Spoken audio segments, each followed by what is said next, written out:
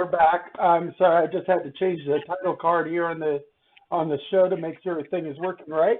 Now let's check the sound here. Check 1 2. Check 1 2. Check the sound. Check, Here. check, Check 1 check, 2. Check check, 1 2. Howdy ho. check, check.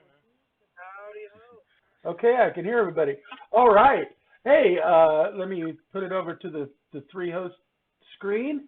Hey, there we are, everybody. We're here with Game Time with Doc, Lurch, and Angel, and we're here every week from 8 p.m. to 10 p.m. On Tuesdays, Central Standard Time here in the Ozarks, unless, of course, life happens, because life happens for all of us. But we all made it this week, so that's good. Not a super busy show set up for this week. We got a couple of topics. Main thing we're going to do is the spoiler-free episode of Wakanda Forever, because it just came out. So we always give everybody a week or two before we hit the spoilers. So that will be at the end of the show. And then we've got some catching up to do on Stargirl, because we pushed, now we're at 3 episodes we got to cover today, I think. But for those who don't know, we are brought together by an organization called Eclectic Endeavors originally, who puts together the Gaming Arts Media Entertainment Expo. We all kind of dealt through that, and it helps basically promote the educational side of these nerdy hobbies and everything, and we wanted to keep it going, and that's part of the reason we started the show. Our final thank you party for the Gaming Arts Media Entertainment Expo is this Sunday. So if you were out in games in any capacity, if you're a vendor, if you were an attendee, if you were a game master, a panelist, a henchman, on the board, everybody this year is welcome to the thank you party. It's at 1984 here in Springfield from 6 o'clock to 9 o'clock this Sunday. And just go to Facebook and RSVP to the Facebook event. So look for the thank you party Facebook event, because they are providing pizza and they want to have a good head count, so they order enough pizza. Okay? What day did you say it was? It's this Sunday. This Sunday. 6 to 9. 6 to 9, yes. You're of course welcome. Anybody who's gone through any of game. Of course, 2 of our board members for game are actually 2 of the owners of 1984, and so they provided as a place for us to do our thank you party. Chris Stewart, John McDonald do a ton of work behind the scenes for game and for Eclectic Endeavors. They've been the driving force behind it since its beginning, and they're still, providing us the thank you party and everything too. So come on down. Chris Stewart even makes the shirts for the convention, has his own booth there. John McDonald helps run the gaming area and was the pioneer of the paint and take workshop at our convention. Longtime gamers as well. Come out, say hi, have everybody say thank you to everybody for the wonderful family-like gaming environment that I think game engenders. I think we're all kind of happy to see that, but we're sad to see it go. And that's what's going on there. Now we're going to jump into our topics, and I'm actually going to let Angel start us off this week. Angel's got a little bit more topics than the rest of us do, so we're going to let him start so we can parse these out a little bit. It's okay. And we're going to start off, I think, with the first one you have on here is the Spelljammers errata. So Spelljammers, as you know, is a more recent and very controversial source book that they released. It's actually 3 books. Monster Manual. It's got the general rules for space travel, which that is debatable as well. And you have the actual adventure book. Well, 2 of those are getting erratas actually inside of the work in the 2nd edition. where they changed some of the more racist nature of the books. They changed something that I mean, and any errata that you're seeing that's being done has already been done on the website of WotC's website. They already and what was it? Not Roll Money. It's D&D Beyond. And so they already have these. So all of those You're breaking up. gliding works with the Hadesi. If you jump for a foot high, you're able to effectively make a glide for 5 feet free. And that means you can have infinite movement in a turn. Technically, it's ridiculous. And so, they did obvious errata for that.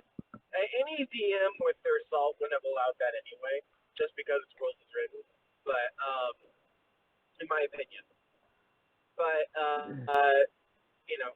they're changing that. They changed a few of the monster stats.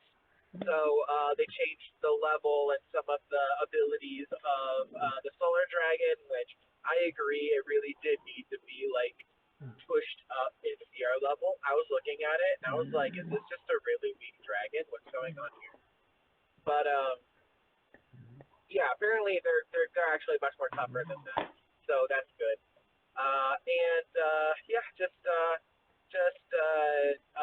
Publishing a new edition with all of the different changes, which means that ultimately that means that the first editions, are going to be kind of I don't know. In D&D, our first editions, without changes to any of the text, is that inherently more valuable? Sometimes it depends on what was changed. The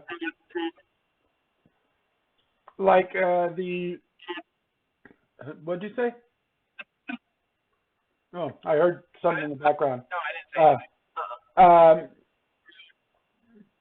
anything. The deities and demigods from first edition, before they took out the Meld and Bone ethos and the Cthulhu mythos, that pre-edited version was worth more because it had more content and because it had that stuff that was not allowed because they didn't have the license for it. But it varies. There's a particular group of people who were upset that WotC was removing the racist or the way that it was viewed. The Hadozee race was viewed as inherently racist. Right. And there's a particularly vocal but small minority of people who were very upset that was changed. And that's the kind of minority that you would expect to be upset about any level of political correctness occurring at any corporate level. So I imagine to them the first edition might mean more. But otherwise, I don't think there's any reason why you need to go out and get the first edition right now before the second edition pops out. Right. Yeah, that's definitely something. I don't like this site that you gave me as your referral site because they just keep throwing this giant ad in front of it. The difference, I think, is that I'm seeing it on my cell phone versus you who has to. So I don't know if these sites are very made well for PCs, unfortunately. Well, some of them do not have an option to close the big extra ad window that keeps coming up. Oh no. Yeah, this big advertisement keeps popping up and it doesn't go away. And then it has to run its course before it disappears. Well, I feel like ultimately the errata is a better thing because it clarifies. Right. I am sad because I would hope that they would have added something that Spelljammers, and this is a little point that whenever I was super excited to click on the article but was disappointed about, was that they didn't add, at least they didn't clarify that in the second edition of the Spelljammers set, that they were adding rules for space battles. right. The ship-to-ship battle. That's a huge. Yeah. The ship-to-ship battle in the Phlogiston thing. is important. Right. Yeah. So yeah. So they didn't get to do that. Um, I will have to, and I'm not doing it to the head. I will have to put my foot down on the way you're pronouncing phlogiston is actually the canonical way of saying it. It's Phlogiston, yeah. Yeah, Phlogiston is the original pronunciation of it from back in the day. As it's been in, I think, since second edition, it's been. It's also been the way since the You're breaking up, but you sound like you're in a fishbowl. Oh, am I better now? Not yet. Try talking now. I'm not hearing. My complaint was petty.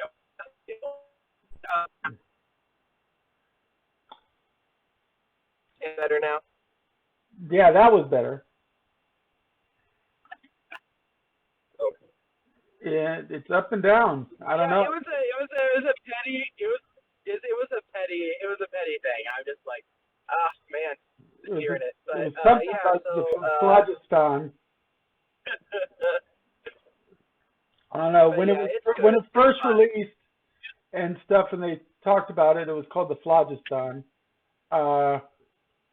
but they repronounce all kinds of things. So. Yeah. Okay. Oh yeah, absolutely. Anyway. It wasn't a big deal. I'm sorry. Nah. I'm not even sure how you said it because every time you did try to say it, it broke up. So. Oh, I was saying phlogiston. Phlogiston? Never even heard it even ever pronounced that way. Yeah. But who knows? Anyway. I don't know how they used to pronounce it in D&D, and they might have pronounced it that way. I just know the way that they recently referred to it and what it used to be called back in the 1800s.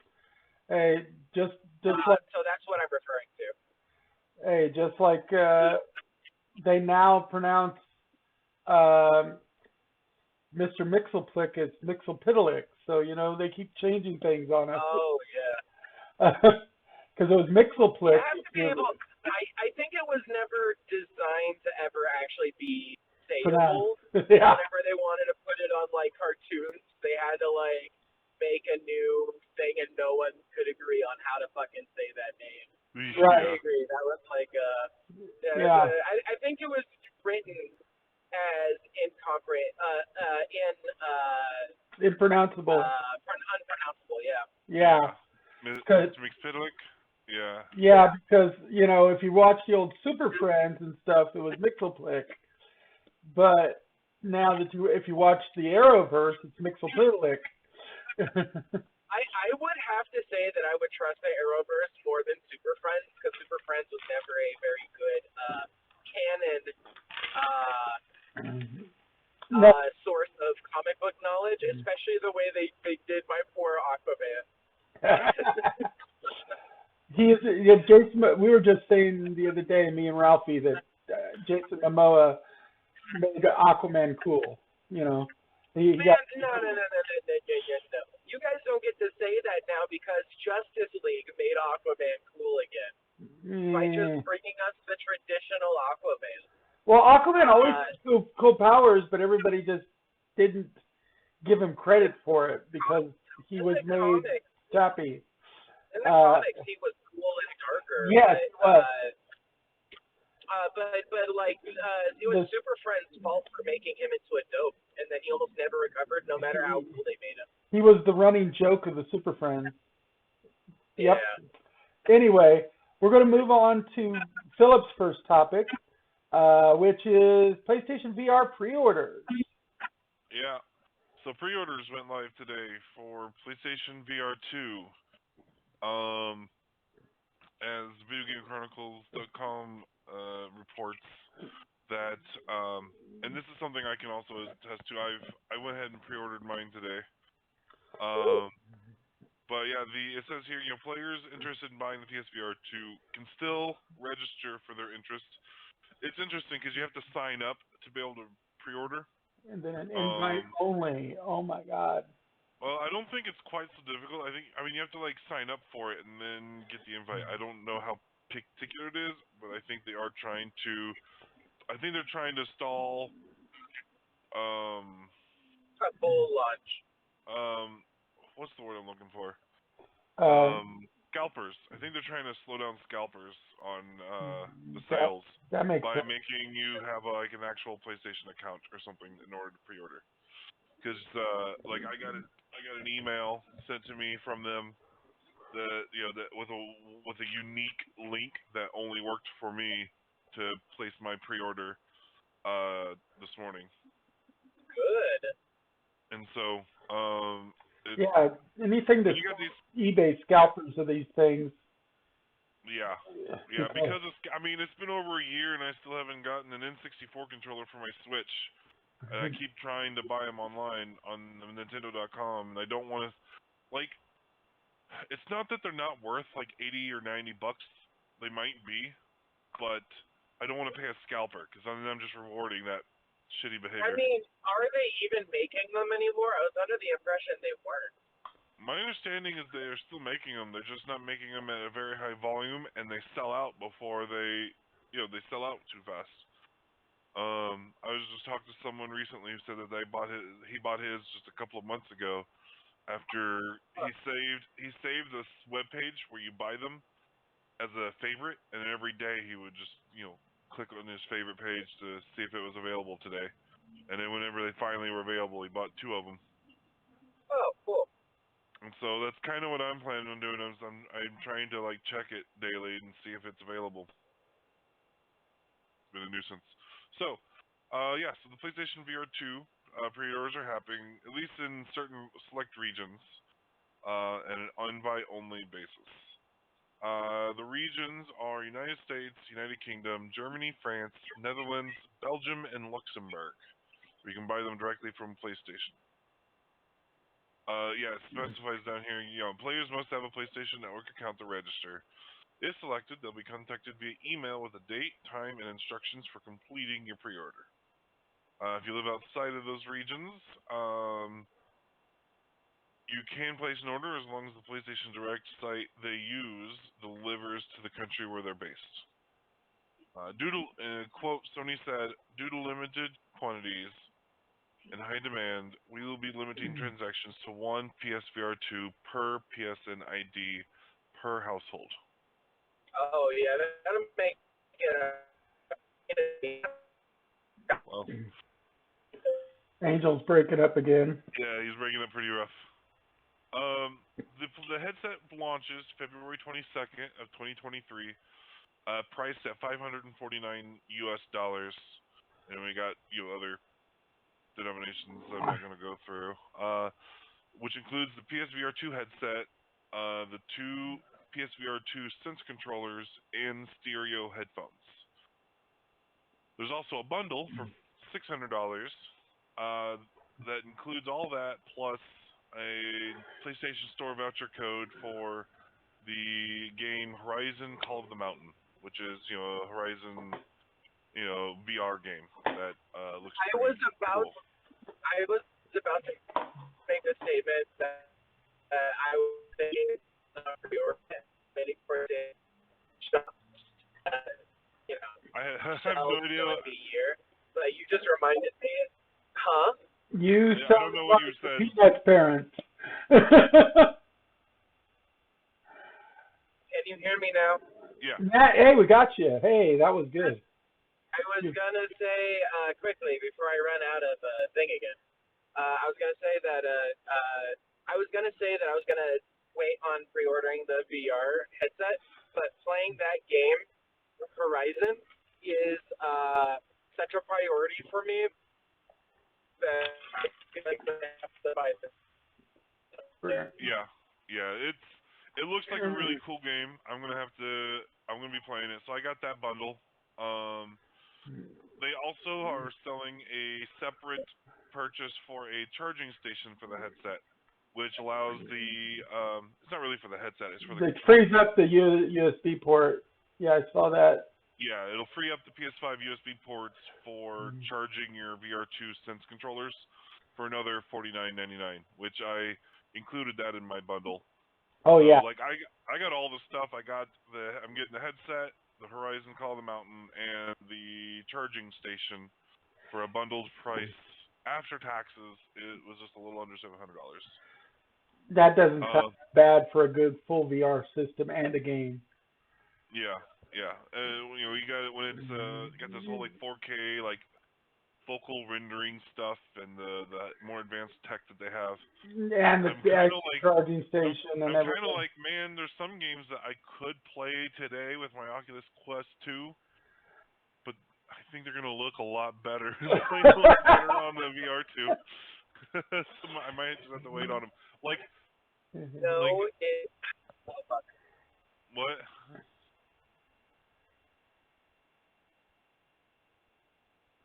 I think You Angel froze. froze. Yeah. Yeah. Um.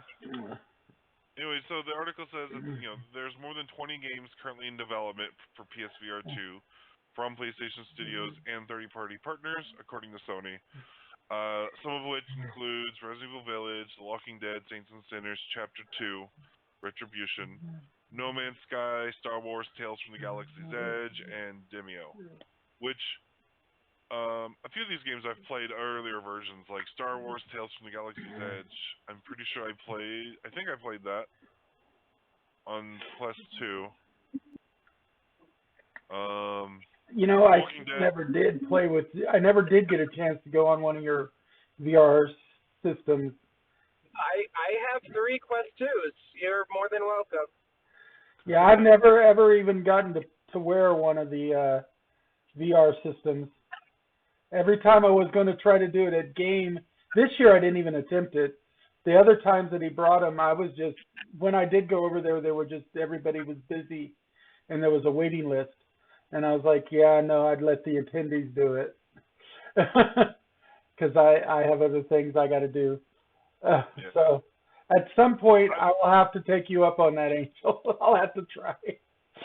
I was at first tempted of just like waiting until after it was out and then picking it up, but I was like, if things continue like they are with scalpers, I think I need to just go ahead and pre-order it and then not worry about scalpers because I don't want to have to be in a situation where it's a year after launch and I'm still having trouble finding one. You know? It'd be great if we could all come together and play like an MMO type thing on the VR system, like the VR version of Elder Scrolls or something. Yeah. Now, something that's interesting, it's not talked about in this article, but I've already read this in other places, that PlayStation VR games aren't natively compatible with PlayStation VR 2. But I would, it's expected that most of the games, at least all the more popular ones, the better quality ones, are going to get ported to PSVR 2 compatibility. And the reason why they're not automatically compatible is because it's using an entirely different technology for the motion sense and the controls. It's yeah, it's like expect a similar disconnect from the PS3 to PS4 generation. We Yeah, got it eventually. the VR rendering is different. Yeah. It would have to be up to the individual developers to make them compatible. Yeah. Not PlayStation. So like that's also to keep in mind. Don't yell at Sony because that is unless it's a Sony game, of course. That's Right. entirely up to like the other people there. So Yeah. And like here's the big differences. And PlayStation VR, the original PlayStation VR uses, a camera that sits on your table, sits on your entertainment center, and it looks at your headset and sees the lights on your headset and the lights on your controllers, and does some like algorithms to figure out where things are physically located for a large portion of how it controls for the games. Whereas that is. whereas the VR2 is using small cameras built into the headset that look out at the world around you and sees where the walls and ceilings and floor is and objects They around are you. using technology from Meta's Quest 2. Yeah. Not their technology, but like the breakthroughs that occurred when trying to make that technology. Yeah. And it's honestly much better. That's the main reason why I didn't get the PSVR at all, was because of the clunky setup to even get it working. Yeah, well, yeah, when you have light sensor out instead of relative sensor in, it's better. Yeah. Like the early VR keeping in mind PSVR original was one of the early VR headsets, and all the early VR headsets had clunky sensing technologies. Like there was like some of the higher end ones for PC would have 3 cameras that you'd have to set up in your room somewhere and have them in And 3 different angles to triangulate triangulate, around you. yeah. Which created at the time the best quality, VR control you got.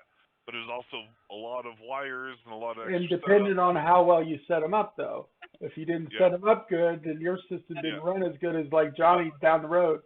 But Yeah, those are the base stations. Is what you're talking about. Yeah. now I would expect that basically it shouldn't be too it can't be too difficult to update games from PSVR 1 to PSVR 2, since the VR 2 main difference of what makes it incompatible is the technology that was used in the MetaQuest 2, and most of these VR games are going on multiple platforms, and so a lot of the PSVR games are on MetaQuest already, in MetaQuest and MetaQuest 2, and so they already have versions of those games using that newer sensing technology.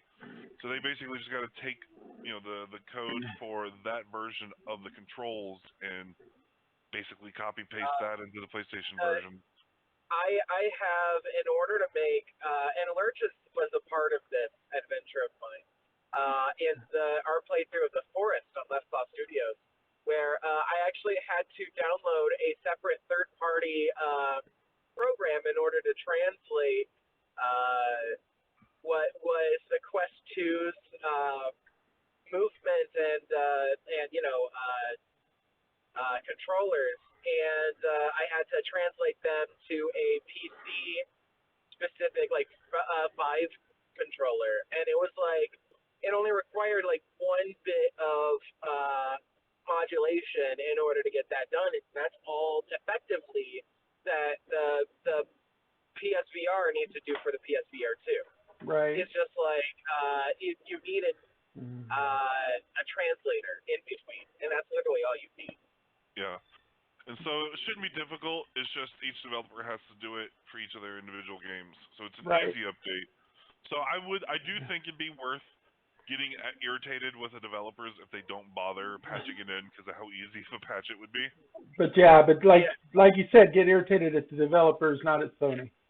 Yeah, Sony's just Sony's moving up in the technology. They need it to.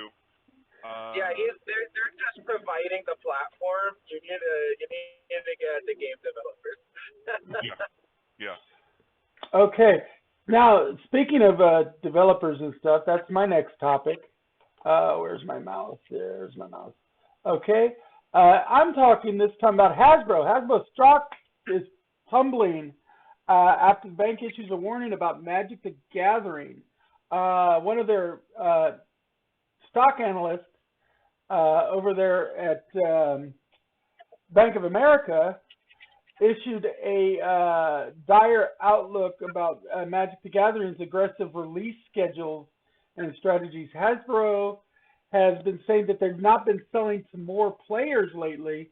They've just been selling more stuff to the same players because they've increased the amount that they've been releasing, and they've been flooding the market with so much Magic the Gathering stuff that they got nearly a 10% drop on Monday to Hasbro prices in stock because of a double downgrade in the stock from buy to underperform.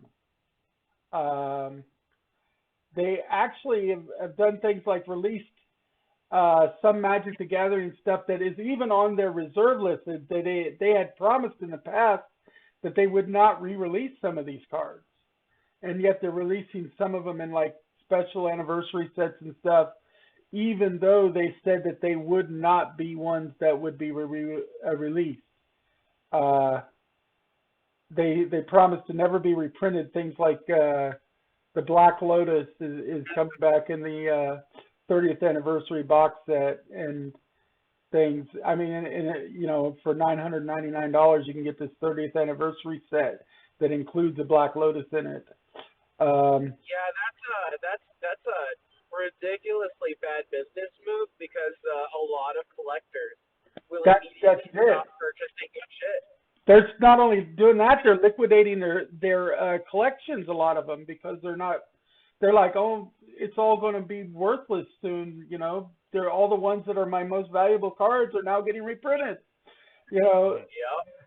And that's the thing, is one of the things that drives the financial side of Magic the Gathering, what made it such a huge juggernaut, is the collectability of the cards. That was the thing, is the CCG business model of Magic the Gathering, what made it explode. I mean, yes, when the game first came out, the element of gambling that was part of it was a big thing too, because the automatic ante that was in the original play of the game made it to where it was partly a gambling because you risked one of your cards.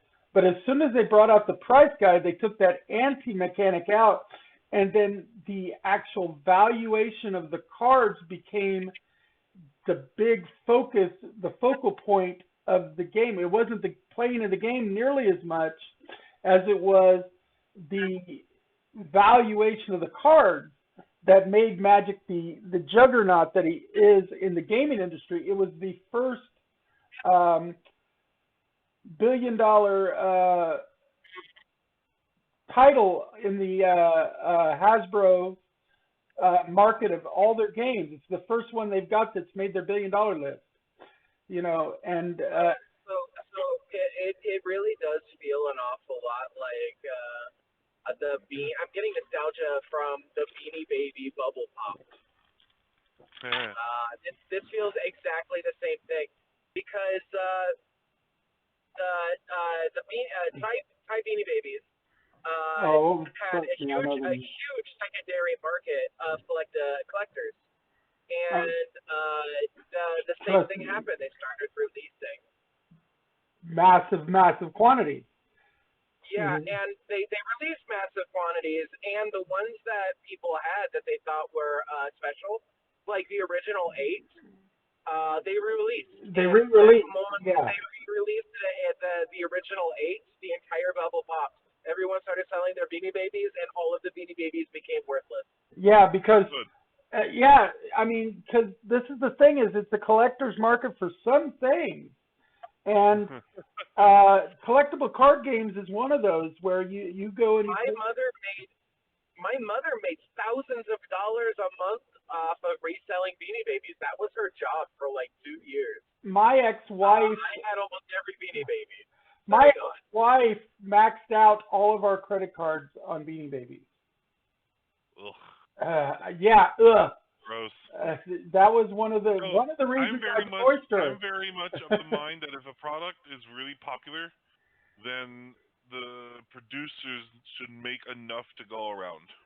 Well, that's okay, but the first run of something and certain limited edition things, that if they say they're going to be limited edition, they need to keep to this is a limited edition. An example of me is I was a part in Warframe. I was a part of what was called the Founders. I was one of the original 3,000 people in the closed beta of Warframe when it very first came out. And I was with Warframe for like 6 years, playing thousands of hours on it. The thing about Warframe was I spent $500 to be a Grandmaster Founder, to become a part of like this big status, and to get a exclusive Warframe called Excalibur Prime that they promised and swore that they would never release because we spent such a huge amount of money on it that it would, You effectively. paid for that exclusivity. Yes. I did. That's why we spent the money. It would be a breach of our trust for that exclusivity. But that does not, even though I get the concept, I don't think that translates to Magic the Gathering, because Magic the Gathering is you buy a pack with a whole bunch of cards in it, and in those cards you have a chance to get something that never had a promise of exclusivity. No. But they later on did, when they discontinued particular cards, they said at the time of discontinuing that these would be reserved and retired and never reprinted, and then they went back on that afterward. Yeah, if that's a statement they did, because like a large part of money that people might put to something is for the fact that only they, or a small amount of them, would be able to have it, and they would not have made that purchase if that was not a true statement. So them going back on their word and re-releasing this, whatever it is a bad business practice. It's a breach of contract, really, because of the fact that they had, or not a breach of contract, more of a breach of advertising, false advertisement, because they had said that at this point this is being retired, never to come back again. But how many years are they being held up to that? Like at what point, when like there's a level of exclusivity for like 20-year fans, but now you have like new 15-year-olds who want a Black Lotus and they want to have an opportunity to play with cards. And that's that probably the all of reason their behind older that. generation of people have. At what point are they allowed to do that? Now, what you could do with I think they should be allowed to do it. Like, so I don't collect Magic the Gathering cards and things like that, but you know what I collect is, I collect video games. I have a lot of video games. I also have a lot of comic books. And if I was told tomorrow that Sega was producing new Sega Saturn consoles, I'd be thrilled. Sure, my Sega Saturn consoles that are worth $100 today or something would suddenly be worth like 30, 40 bucks. The real conversation, I think Lurch and I are in agreement that it's a shitty practice of what they're doing. And I think that's the true argument here, is that WotC made a promise, that promise was shitty, not the breaking of it. Well, like, another thing is, like, for instance, if you want to compare this, it would be like a collector with Amazing Fantasy 15, and they decide that they're going to come out and re-release Amazing Fantasy 15 with the original cover. They can do it, and I know for like they've re-released New Mutants 98 several times in the last 10 years, but my New Mutants 98 is still valuable. Well, that's partly because, of course, you have, unlike with some of these things, the difference is that you can easily tell the difference between the old and the new edition. Here's the reason why Hasbro is having such a hard time with it. This is why the market is crashing so hard around their Magic the Gathering business, is entirely and exclusively because they created a supply. They manufactured it. It didn't need to exist. They chose to do it in order to artificially inflate their worth. And the bubble can only get so big before it pops. That is bad business practice, because Hasbro doing that has ruined customers from being able to spend good money on them for years, just so a handful of people can feel good about themselves and be able to sell their Black Lotus for $3,000. Yeah. So I have a New Mutants 98, which I think is still worth somewhere around $300, $400 or something like that. I'm not sure. It's I think I have it graded. I think it's a 94, something like that. I keep it in a display case. But I also have a reprint that I paid $1 for that I can break out and read whenever I want. We are in the exact same boat. You and I, that reprint will never be worth as much as my New Mutant 98, which I think mine is at an 8.4 grade. Yours is 9 point something, but yeah, mine is 8.4, lesser grade, but still value. And I'm able to pull it out, and I can know, like for Yu-Gi-Oh, for instance, I know Yu-Gi-Oh better than I know Magic. Magic the Gathering because I used to play it very extensively. Right. Like even reprints of Yu-Gi-Oh, the serial numbers will be different. They'll have a thing on it that says that it's a reprint. It whatever card that they print, it's not going to be able to be passed as an original Black Lotus. So even if that Black Lotus comes out, no one's going to, like, the value of the original Black Lotus is still going to be there. Yeah, well, the other thing they're saying is they're just flooding the market with more cards than more cards available to buy now than the market can substantiate. They're not really building more players, so each player is just buying more, having to buy more cards, and it's causing the stock is going to crash. I know this is not true, but every single piece of like media that you see, The Simpsons, fucking Family Guy, fucking whatever, they portray Magic the Gathering players as sweaty, overweight, smelly, rude, unconscionable, extremely awkward people. And that is exclusively how they have been portrayed for many, many years. Well, that's not an accurate portrayal. But WotC and Hasbro has done nothing to curb that. They've done a lot of stuff to curb that. They allowed Stranger Things to exist, which shone a much more positive light on D&D. They have done some to curb it on D&D, right? But yeah, but they did nothing to curb that for Magic the Gathering at all. Well, so yeah, you've got a stagnant base of people who aren't growing because nobody wants to be a part of that group. That has been portrayed in popular media the way it has been. It's not old enough yet. It hasn't graduated yet. D&D has gone further. Magic has to get a little bit further before it graduates to get. I am surprised that Magic the Gathering has existed as long as it has.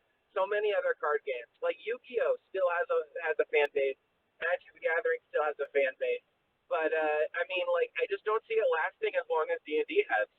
I really don't. I think this might be stragglers, and then just they'll stop printing cards in like 15 years, and that's it. Who knows? I know that when it first came out, boy, it was a game maker. It made a genre. Yeah. And Yu-Gi-Oh's creator, may he rest in peace. That badass motherfucker. He wouldn't have gotten his start, I guess, if it wasn't for Magic. A lot of them wouldn't have gotten their start. I mean, even Pokemon, which has actually been around longer. Pokemon has been around longer than Magic? The concept of Pokemon, not the card game. The card game came after Magic. The other concept for of sure Pokemon the card game came out with Pokemon. Yeah, I was thinking the cartoon was created to sell the cards. The cartoon was created to sell the video games. The video game came first. The video games came first. The cartoons were created to sell the video games.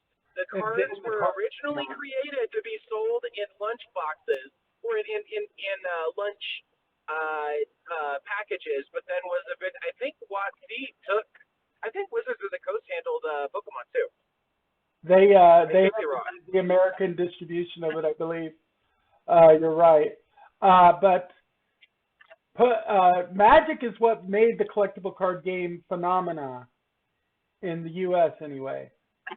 And then it blew up and it became extreme. And then because I published a newsletter about collectible card games. I'm sorry, can I ask what year Magic came out and what year Pokemon card game came out? I'm Googling it now. I was about to, but now Lurch is doing Magic it. the Gathering came out August of 1993. Pokemon, the card game, came out in. Came out. Well, hang on. This is the trading card game, video game. Let's see here. Oh, yeah. And then it was like 2001. Yeah, the video game was in 1998. So The Pokemon 93 trading is card the game, Magic the video came out. game. So, so Pokemon Magic. the anime started in 97, a year after the video game released in Japan in 96. And Magic came out in 93, so Magic is older. Yeah, Magic is older by just a few years. But Magic made an entire genre because before that the CCG genre didn't exist. I mean, people collected like baseball cards and all these other kind of cards, and some of them had developed like games to play with their baseball cards and stuff. But it wasn't until Magic came out that there was a trading card game, and when it first came out, they included that ante as part of the in-game mechanics, that everybody gambled a card in every game. We did that at our, we used to go to a store called Hastings. We go into the back room every Saturday. And it was like free daycare for my grandmother. She would just drop us off and book it. And the thing I really liked about it was that's how I got like my Dragonite and my Charizard, which was a shadowless Charizard, by the way. You know, I got those cards by putting them up for ante because that was a very common thing in there. That was a fun mechanic. Like you that's when I really got into gambling. Like I really got into gambling. Well, by Pokemon. It was a problem. Well, that's the thing is collectible card games, specifically Magic. Part of the draw was the gambling addiction, because a lot of humans have a thing for gambling, and psychologically we do. That gene skipped me because I do not. Well, that's the thing. Well, no, you have a thing for microtransactions. No, you have a thing for video games. You have a thing for video games. No. I listen. If I like a video game, I will buy and it's free. And I'm like, I've played this enough. I'll spend like $60 because I've already put in like 30 hours into this, like what I would have already paid for a regular video game in order to get more content. I'll fucking do that. You know, I have no problem with that. But you know, I do feel like there's some video games that just like do it. I don't think Lurch is one of those, even though you did. Although I do think Lurch did recently do that with a fighting game. I forget what it's called. Yeah. Multiverses? Yeah, I mean, I spent real money on Multiverses, but I also played it for like 70 hours. That's exactly what I'm saying. Is like if you play a game enough that you would have spent like that's an amount of time you would have spent on a game you'd have paid for. That's a good game. That's worth your money. Yeah, and I paid for it so that I had like immediately access to all the fighters, or at least all the fighters that were out, instead of having to like unlock them one by one and use the coins.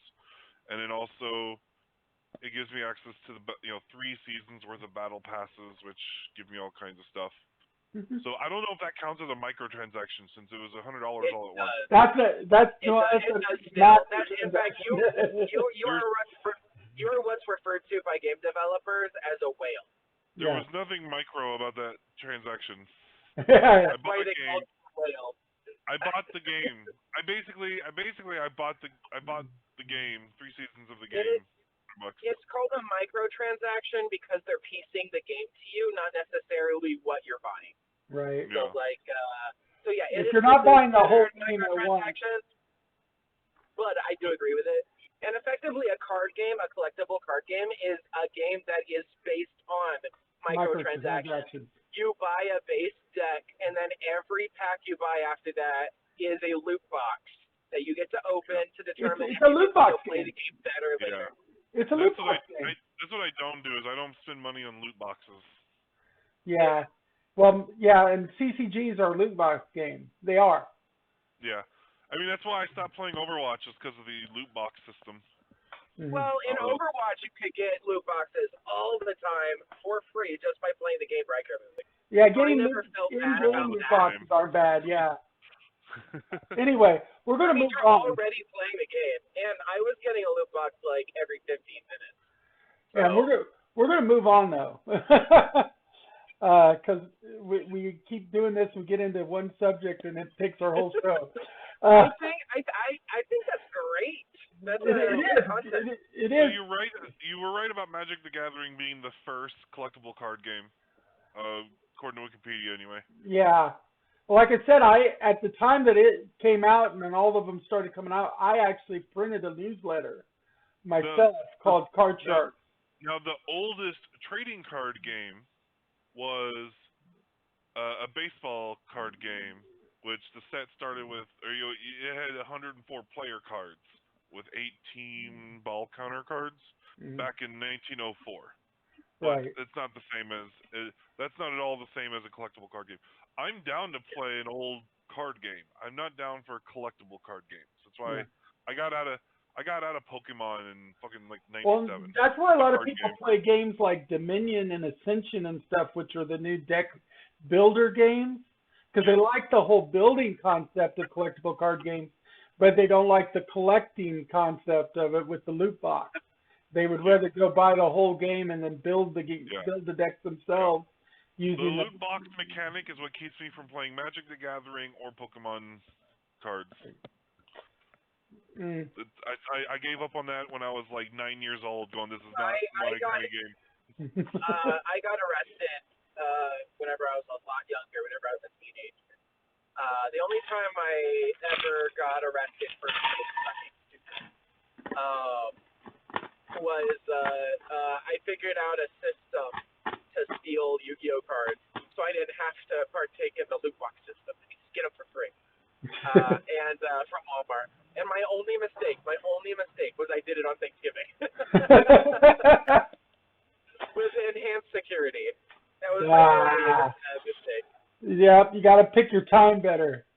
I done it for months without getting caught. I must have stolen. I'm not bragging about it, but I am telling you the story. I must have stolen like $5,000. I mean, God, months. Every day I would go to that store that they had them restocked, and we would probably steal close to. Luckily, like you're adult now, and statute of limitations is over with, so you're not admitting to a crime that can be Yeah. Well, they already arrested me for it. Yeah. That's true. I mean, like, yeah, I can admit it as much as I want. It's on my record. But It's on your record, yeah. Yeah.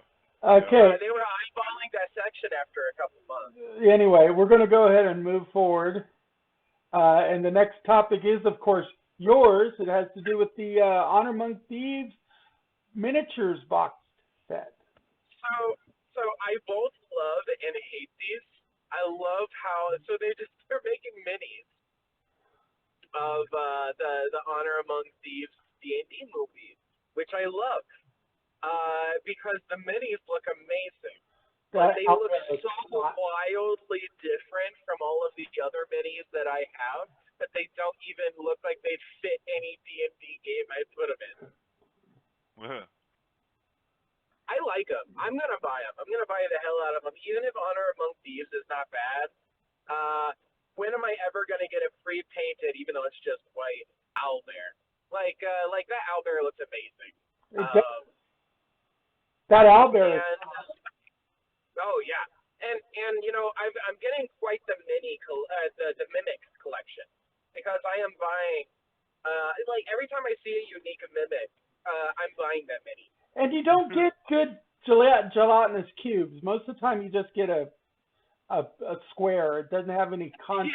I mean, the gelatinous cube one is kind of like I could probably make this out of resin. Right, but it's nice that it's got a texture to it and stuff, because a lot of times gelatinous cubes, minis are just a plastic box, you know, with maybe a bone or something floating in it.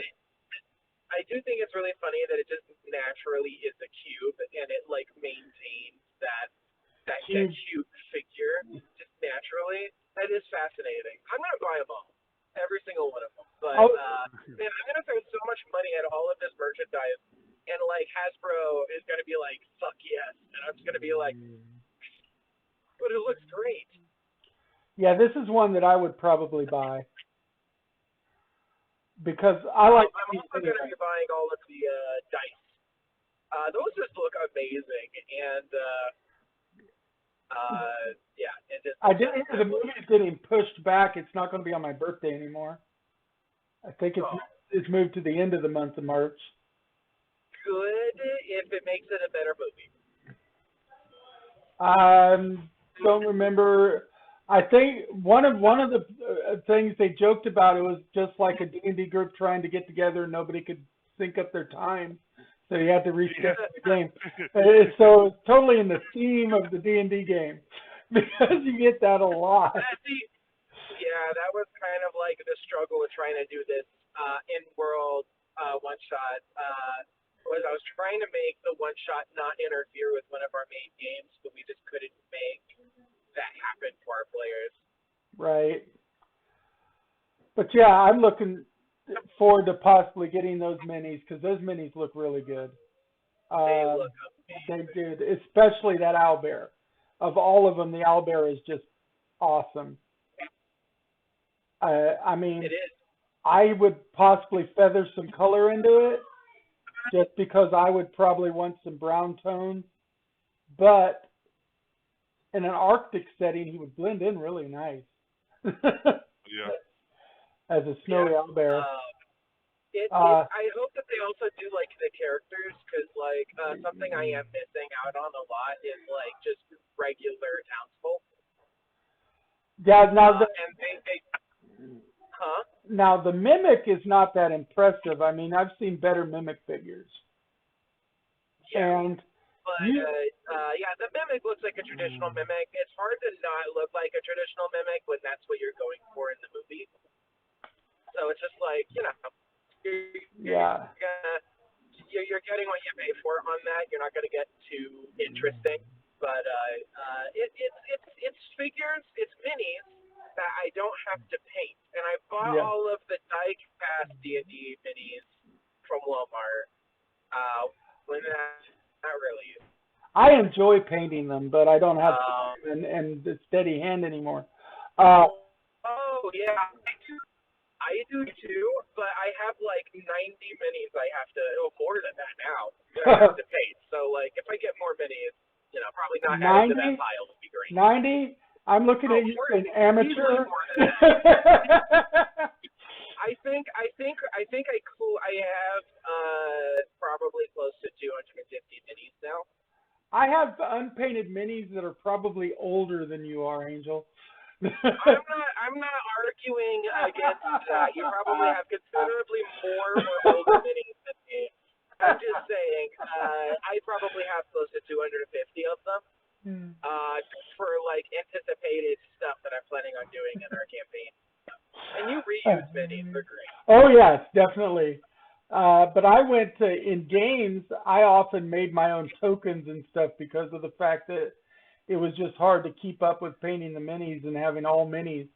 But I do like minis, especially for set piece monsters, and I like to have minis for my characters. But Yeah. I have so many. I still have some old Ralph Parthas in my stuff that are from the 70s. I mean, so that have not been painted yet. uh, and we're going to go and link this to your other topic and just jump right to it because it has to do with this little mimic.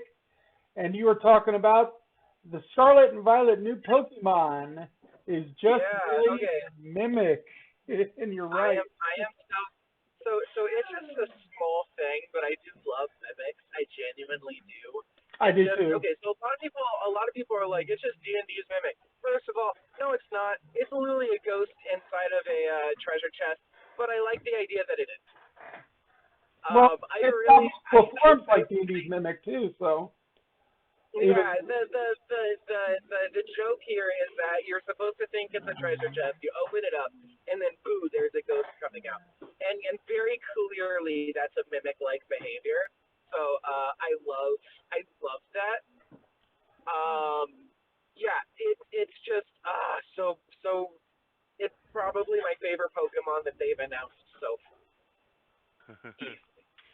Yeah, it's kind of cool. Fucking cute. It is, and it's cute. It isn't a cute one. It looks like a little treasure chest that you'd get in like Zelda or something. Yeah, And I just added that little thing because like look at how fucking cute. he is Oh a my cute God. little Pokemon. And he is. I love the side by side with the D&D mimic. I mean, really, that's a D&D Pokemon mimic. That's what it is. Yeah, it is. It is. It really is. I mean, here, Alice, look.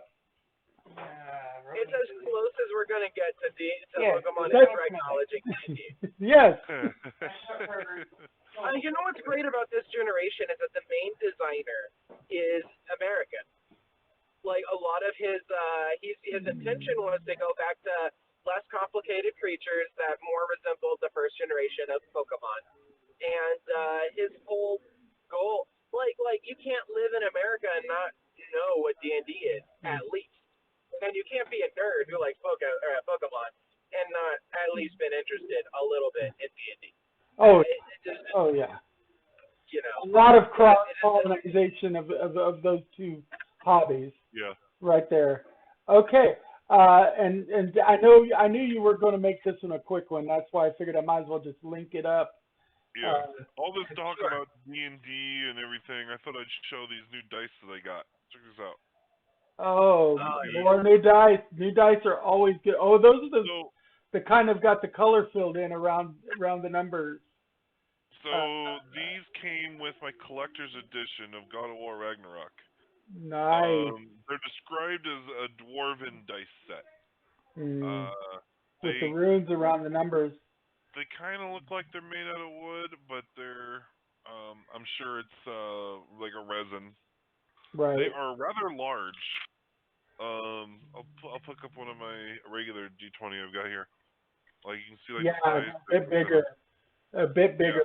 Yeah, they're big boys. You were using them on Sunday, and they just kept like knocking your other dice off the table. Yeah. Auto attack. Okay. Let's see. Next on our list of things we're going to talk about is Netflix adaptation of Gears of War. I'm sorry, Gears of War. Gears of War, yeah. Not to be confused with God of War. So Gears of War, if you're not familiar, Gears of War is an old. It's an Xbox franchise. There's at least 5 Gears of War games now. 5 numbered Gears of War games, I think. Well, I don't know if they put the number 5 in the last one. Anyway, there's quite a few of them. Right. Anyway, it was just announced that they are going to be making a live action movie, feature film, and an animated series that is being developed by Netflix for Gears of War, which I think is freaking cool. I am a little out of the loop on Gears of War. It's actually been on my mind lately of going back and trying to get caught up on Gears of War so I can be current. That's an Xbox exclusive, isn't it? It is. It is. And I don't remember how far I got into the franchise anymore. It's been long enough. I don't remember how many of the games I played. I know I haven't played any of the newer ones. And so I've been thinking, here in the next sometime soon, after I'm done with Ragnarok and done with Pokemon Scarlet and whatever, of going back and playing some of the Gears of War games because they were really badass games. So I'm interested in playing with you if we have an opportunity to. I only played Gears of War once. It was with my old college roommate, Josh. You're never going to see this, Josh, but congrats on the baby, buddy. And he had Gears. We played Gears of War and Left 4 Dead on his Xbox 360. And it was either Xbox 360 or the new the last generation of Xbox and the Xbox One. And I say that because there was a reloading mechanic that was very strange to me, where it was like a back and forth thing, and you had to get it like right there in the middle. You know the one I'm talking about. Yep. They call it active reload. Yeah. That was so fucking great. I always was proud of myself for getting those because I'm always good at those little mini games. Yeah. You could probably stream it too. If you guys Yeah, played that's it, true. play it, stream it, and either throw it up on Left Claw or record it, and then we could throw a copy of your recorded stream on here for a brief, little glimpse. So the original game was a Xbox 360 game, and that was a mechanic from the very first game. The reload, the active reload that they did, and It was probably 360. and I think that maybe he did this because he knew the movie was getting announced soon, but maybe not. He might not have known. But not too long ago, I saw the creator, the original originator, like the original guy who came up with the Gears of War idea for a game, basically. Clifford Bleszinski, whom back in the day called himself Cliffy B. He actually was on a podcast not too long ago talking about the old Gears of War games, and he talked a little bit about how he was young at the time, and some of the ideas he came up for the game was just because he thought they sounded cool or whatever. But he still is very firm, stands by the active reload mechanic. But he specifically talked about that for a little bit, and he wishes more games stole that idea and used it, because he just thinks that the reloading mechanics in most games are kind of dull. And he's like, they give the player something more to do whenever it reloads that rewards them for doing a good job at this tiny mini game that comes up whenever they reload. Make it a little more interesting. I agree with him. I loved that. That was the reason why I even remembered it, because every other aspect of that game was forgettable except for that reload, which I was excited to do because I always got. Even the fact that you had these huge chainsaws attached to the bottoms of your guns that you could use to saw monsters in half. I never used them. Also, I only played for 4 hours. Okay, because that one made a lot of headlines, because people were like, "Oh my God, they're sawing monsters." Chainsaw Warriors and shit. Yeah. So that was the only thing that I really focused on. Yeah. Was that the reload was so different from every other reload that I've played up until that point. And I was playing Killzone pretty heavily during this. Yeah. I don't know, it just seems so different. I would have forgotten it otherwise. So yeah, they're a cool series of games, and I like how they've already started having stars throwing their hats in the ring, wanting to play the role. Dave Bautista shared a video of him. I'm not entirely sure how he did it, but he shared a video where it looks like he's the main character of the game, in the suit and everything. He looks like he's the build for it, doesn't he? Yes, he very much has the build for it. And Hey, Batista, Terry Crews is wanting to do the movie too. I can see Terry Crews, yeah. Yeah. And what's I great support is anything with him in it. Yeah, and so the Clifford Bleszinski has been tweeting about this, going, he's been supportive of, and voicing his own opinions on who should play what roles. He's like, I think this actor would be amazing in this role. He doesn't have any control of it anymore, but he's been fan casting. I still like to hear his fan casting as the guy who came up with these characters, basically, right? Yeah. Nice. And one of the funniest ones was, please don't cast Chris Pratt in this game or in this movie anywhere. Because he's in everything lately. Yeah. He's not in the animated version or in the live action. I don't want Chris Pratt anywhere near Gears of War. And he's a good actor. It's just he's in everything now. Yeah. I can understand that. I mean, we saw the preview for the Mario on Wakanda Forever. Hey, what's up, Celtic Link? Welcome. He's at work, but he's saying hi. So we, I have to say, Chris Pratt being cast in everything has less to say about Chris Pratt. Shout out to Chris Pratt's agent. Yeah, his agent has that motherfucker is hustling overtime. Some people's agents are just that good. Anyway, we're going to move on and push forward. See if we can actually make it to Stargirl this week. And we're going to my Kickstarter. My Kickstarter this time is a D&D 5e adventure called Assault on Santa's Workshop. Okay. in the Christmas spirit, we're getting ready with Christmas now. I saw this. It's got 16 days to go, and it's already double funded because it was only asking for 2,500. It's got over 5,000, almost 6. For $10, you can just get the PDF, and for like $27, you can get the PDF plus all the assets to run it on a virtual game table. For like, there's a few different other backing levels. But like Tina's the one making this. yeah.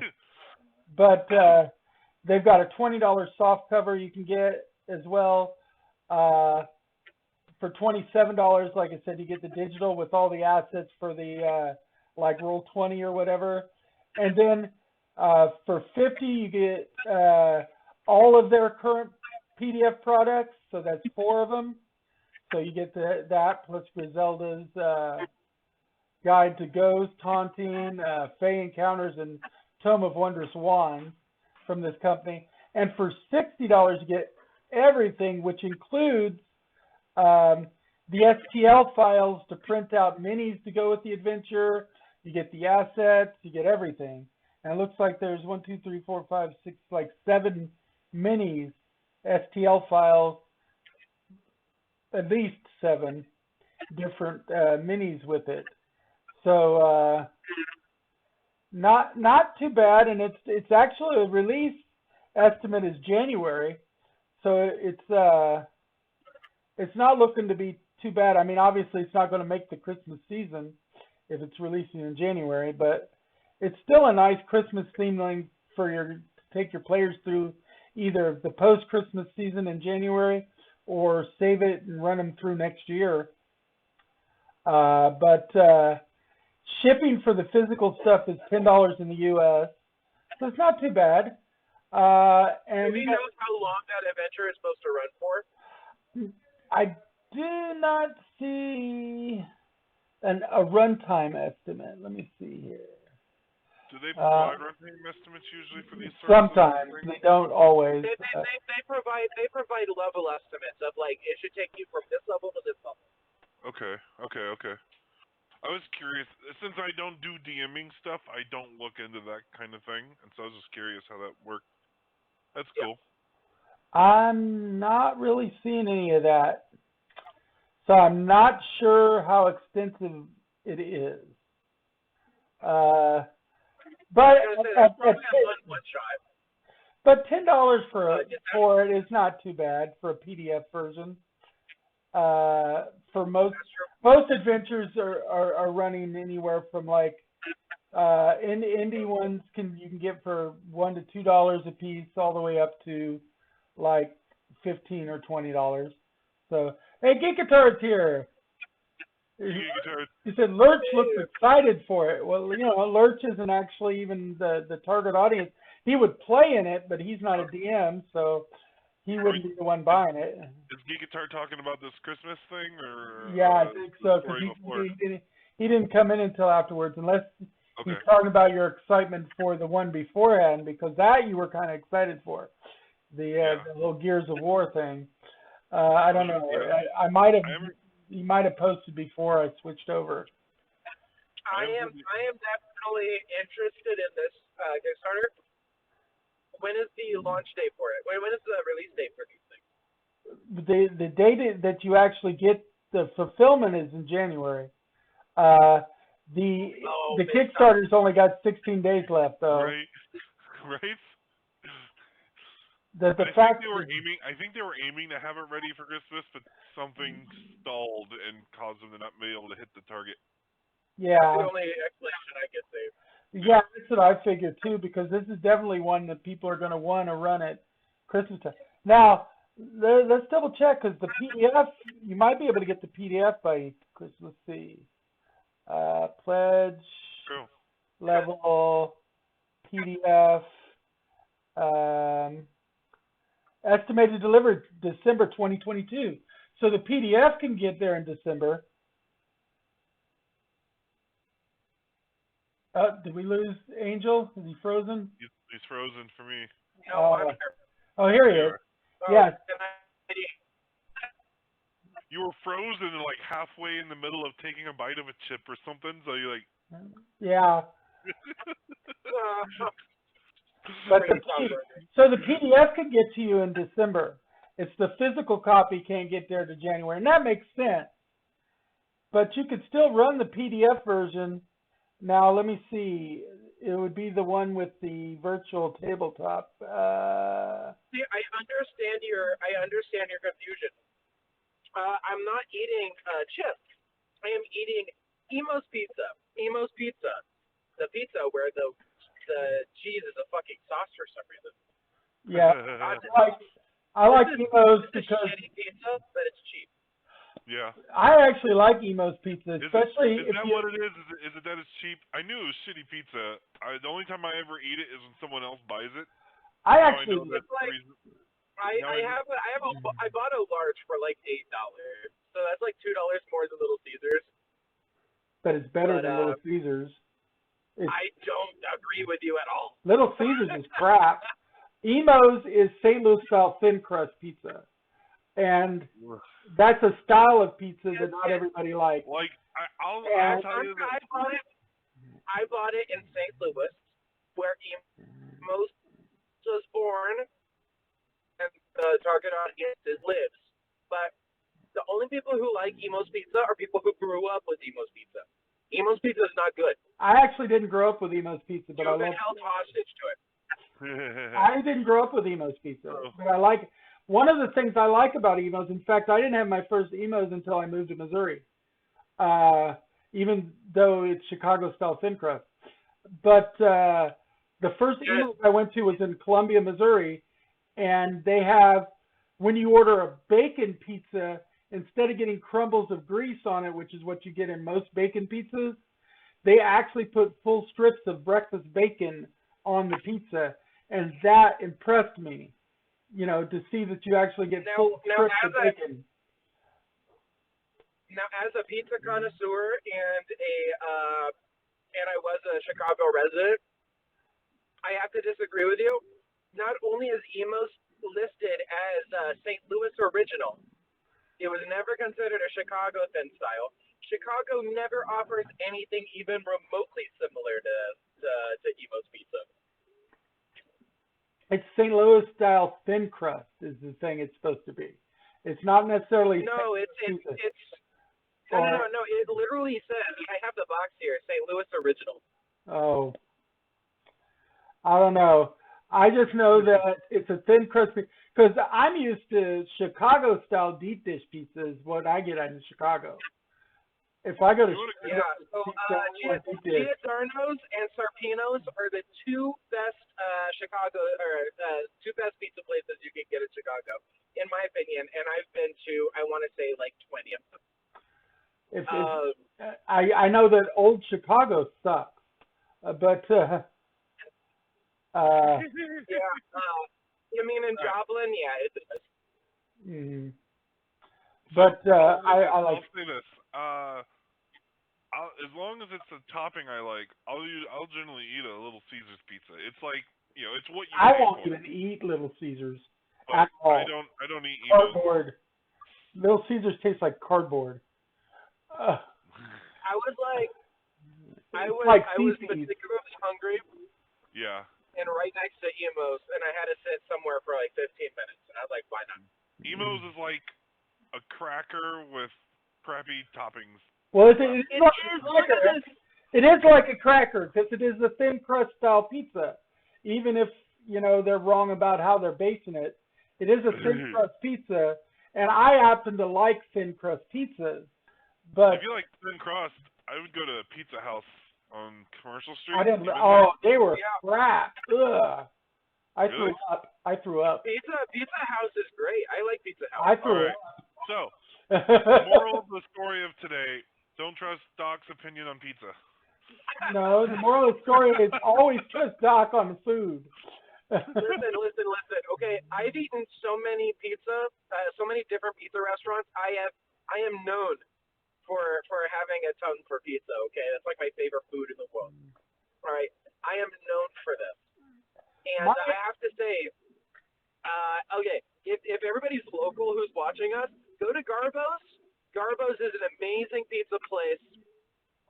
Here's some free promotion because I love them just so much. Garbo's? Is a great pizza place. Yeah, Garbo's in Springfield at Chesterfield Village. Is such a great pizza place. It is the place that I go to on my birthdays if I want to have pizza. I don't remember if we've been to Garbo's yet. My girlfriend is from upstate New York, which is, of course, the pizza capital of the world, is New York. I have been to New York, and I've had probably 15 different pizzas from New York. And I've been to, I used to live in she Chicago. hated Pizza House. We went to Pizza House, and she never wanted to go back there again. I want to say there's a reason why they're there for so long. Like, it's good pizza. Did you go to Garbo? Did you go to Garbo's? I've never been to Garbo's. I looked them up. I've never been there. I'll have to try it. My I favorite. used to go there in order to get drunk before watching a movie. Here's a funny story. Is like me and my wife, we used to every single week, every Tuesday, go to the that cheap theater. movies at the Palace.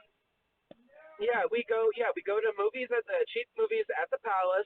I'd get drunk, watch the movie, and then she'd drive me home, and we'd eat Garba.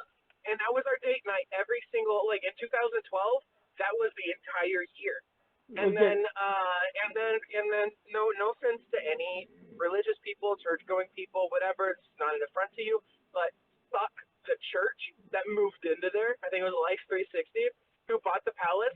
The owner of the Palace said that they were not hurting for money. They just offered a lot of money to do that. Because whenever they bought the theater, not only did they take away my favorite theater, they also caused Garbo's to go out of business for a few months. Because you're not allowed to have establishments that sell alcohol that close to a church. Yeah, and that's the thing is Tuesdays at the Palace used to be a thing for Springfield. A lot of people went to Tuesdays at the Palace because that was dollar movie night. Mm-hmm. Yep. It was the night to go. I loved going to the Palace on Tuesdays. Not saying fuck Christians, but fuck Life 360. I don't blame you. They drove your favorite movie theater out by offering too much money, and they killed your pizza parlor for a while. That makes sense. It makes sense. I understand your ire. Yeah.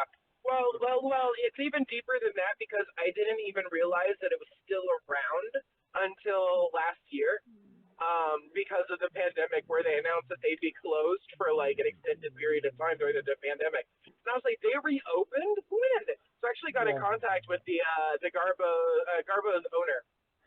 Now, and he had, Now here's the question. It's Garbo's, right? It's an Italian place, got pizza. How's their Italian hoagie? I've never had their Italian hoagies. I'm a pizza man, not an Italian hoagie man. See, I get so tired of pizza that when Allison goes for pizza, I often get a sandwich. And so an Italian hoagie or a chicken parm sandwich would be my go-to. Oh, I get that too. I do get those. I love it. Not a Garbo's. But they have award-winning barbecue sauce, and they constantly win pizza championships in Springfield. So Garbo's pizza, Garbo's pizza is my favorite. If you want thin crust, Garbo's is your person. They are the best thin crusted. They're the best thin crusted. We'll have to try it. If you want traditional crust pizza that is not a chain, Neighborhood Pizza is my favorite. Neighborhood Pizza. Where's that at? It's my favorite pizza. That's on. That's North Glenstone. It's phenomenal. We might have to go find and try that one too, because Allison loves traditional New York style pizza. Actually, there's not a. I have had all of the pizza places in Springfield. I've had all the pizza places in Nixa, in Ozark, and in Republic. In the surrounding areas, I can say that I've eaten every single unique pizza place in those areas. There used to be one. I'm working my way and eating all of the unique pizza places in St. Louis, and I am not even close. After eating like 25 places in Chicago, I still haven't like. There used to be a place, and I can't think of its name now, but it was on Fremont, I think, over by where the cafeteria is on Battlefield, right around the corner. Little shop. It's a Mexican restaurant now, but it used to do actual Chicago style deep dish pizza with the chunky sweet sauce on top and the deep pie, and 1 to 2 toppings is all you needed, and you could get linguiça, and it was just the pizza. Because linguiça is my favorite pizza topping. I don't know about that location. There was a place whenever I went to Kansas, Lenexa, Kansas, recently. I want to say probably 2 or 3 weeks ago. I had and it's so sad that it's so far away because it is only in that location. Some of the best pizza I've ever had, and I just like, you know, it's just so sad that I won't always be able to have it. That's the thing, yeah. Anyway, we went off on a tangent about pizza this time, so let's move forward. Yeah. We're going to go ahead and get right into Stargirls, then we're going to do the spoiler-free, or do we want to do the spoiler-free of Wakanda first?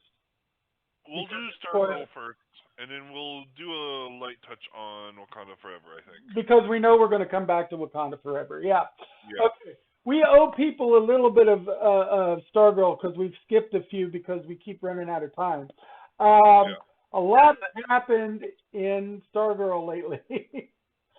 And we've been really excited, especially after the last episode and this episode, because at the end of the last episode, they introduced a character that had several of us excited. The villain has finally been kind of unmasked.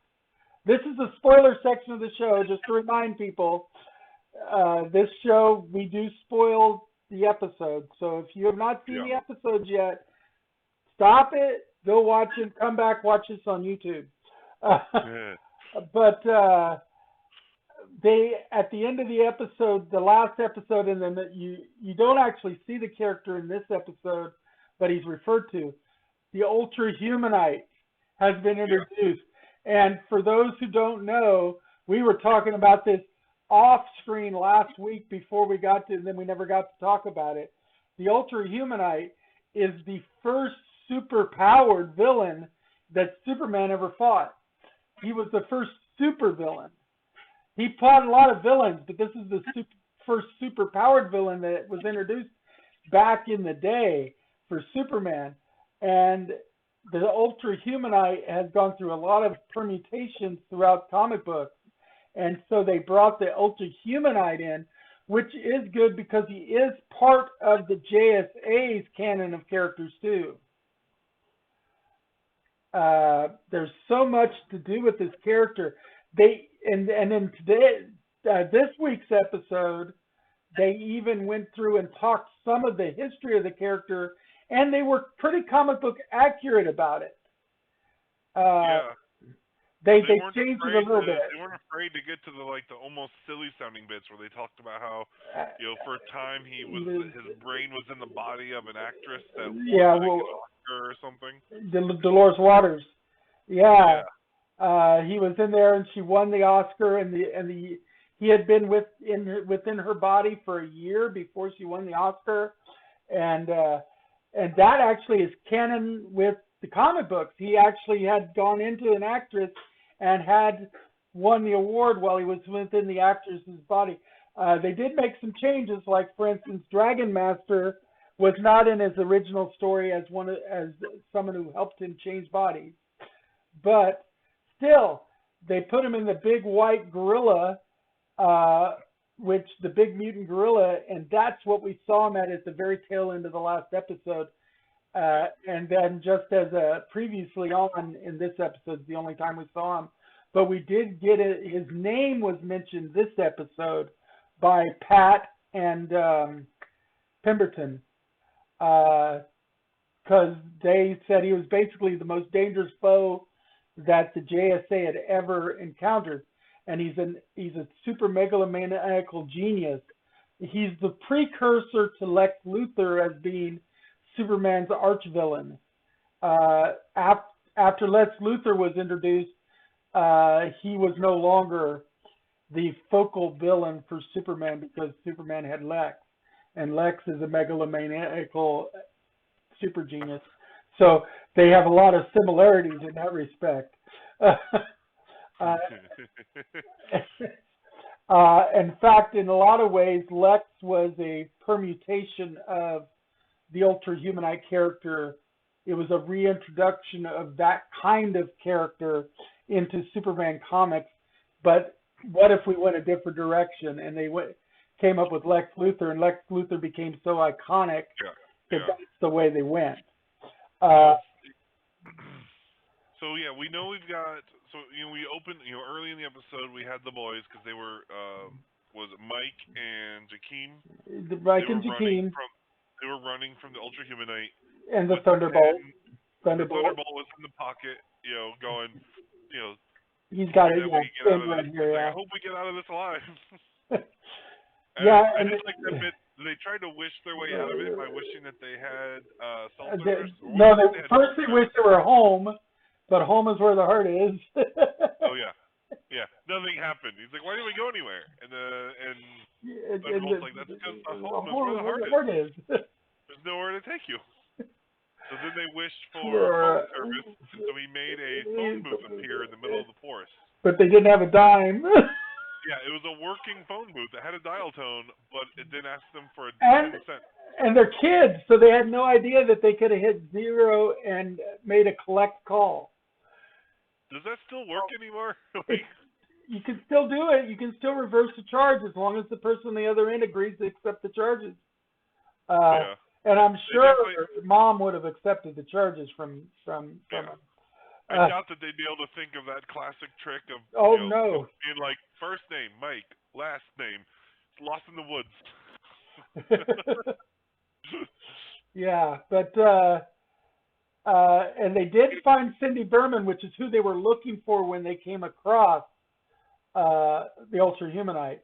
Of course, Cindy Berman, or Shiv, is out there trying to trap the Ultra Humanite and ended up catching Jakeem and Mike instead in their net trap.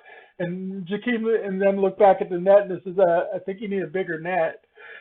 Because he's like, I'm no good at estimating distances, but he's like 30 feet tall. Okay, no, he's not 30 feet tall. But to Jakeem, he appears to be 30 feet tall. Yeah. Something like it. He's like 10 feet tall, maybe. Can I ask what Thunderbolt is? Thunderbolt is the pin that Jakeem has that is inhabited by a genie.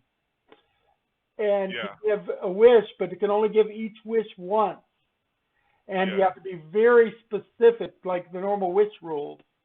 And he's basically a genie voiced by Seth Green. He's voiced by Seth Green. Yeah. Every wish. Yeah. He monkey paws every wish, and he's Seth Green in personality. He's a total nerd, and he's like loves pop culture references. He's like, he'll be like, oh yeah, and I love that show. And you remember when this happened in that episode? And he talks about shows that Mike and Jakeem never would have seen because they're older than they are. Yeah. Because he loves pop references too. And it's not that Thunderbolt deliberately monkey paws their wishes. It's just that he's an idiot and takes their wishes literally, weirdly literal sometimes. Which is generally the rule of thumb when it comes to wish creatures. Is whether they're deliberately or not deliberately doing it, it's the literalness of the wording that gets them. Now, an advantage is it has an unlimited number of wishes. It's just you can't wish for the same thing twice. Right. Yeah, there's no repeat. You can't just reword the same wish either. So they got to come with a unique wish every time. For each group of owners, I guess, because obviously they wouldn't know what previous owners had wished for. So the genie inside of a fountain pen. Yes. No, it's like I think it's a clicking pin. Yeah, it's a clicking pin. And But, the action of clicking the clicking pin is what brings them out of the pin. yeah, because he could come out as a big glowy genie. Because they That's talked great. about using him as a living flashlight. So, Yeah. so this is Seth Green who played Joker on Mass Effect, right? Yes. Yes. Okay. Yeah, So the one who Dr. wrote Evil's and son. created Robot Chicken. Yes. Yes, the creative Robot Chicken. I love Yeah. that motherfucker. He is awesome. Anyway, also in this episode, and the last couple episodes we saw, Rick learned how to disable the limiter on the hourglass, and we're starting to see him get more and more affected by it. He's becoming irritable, less able to contain himself, and his heart rate went through the roof. They actually examined him today at the beginning of the episode, or not, I say today because I watched it today, but they examined him this week's episode because Beth's parents, of course, are doctors, and his heart rate was way up there, almost like a 200 beats per second diastolic. So it was like a major like thing, and they tried to get him to like take the hourglass off even for 10 minutes, and he wouldn't do it, and he just got in their faces, don't ever tell me what to do, and he stormed off. So Rick is being very negatively affected by not having the limiter in the hourglass, which we called it, Lurch, earlier. We said that that's probably what was going to happen. Pulling that limiter was going to cause those kind of conflicts, and it's doing it. They also, the big reveal at the end of this week's episode was Jordan is alive. Icicle.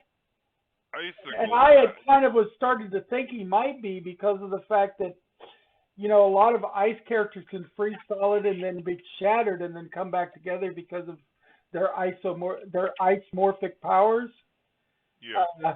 And I'm thinking that's probably what happened is he got shattered when he was hit by the truck, and he melted and came back together. I did see that I mean, if I remember right, that was exactly what happened. Is he shattered when he was hit, and so right. And a lot of ice characters come back because they'll melt and then flow back together and eventually reform. And that's true in all comic books. We see that all the time.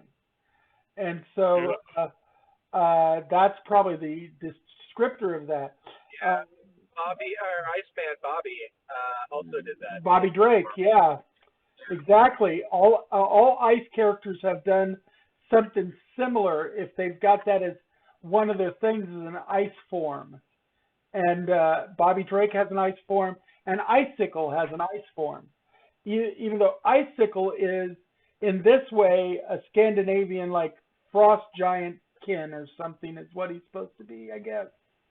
It seems like. They haven't given the exact nature, but they did say today in the new episode that his people had been hunted and burned as witches for their power before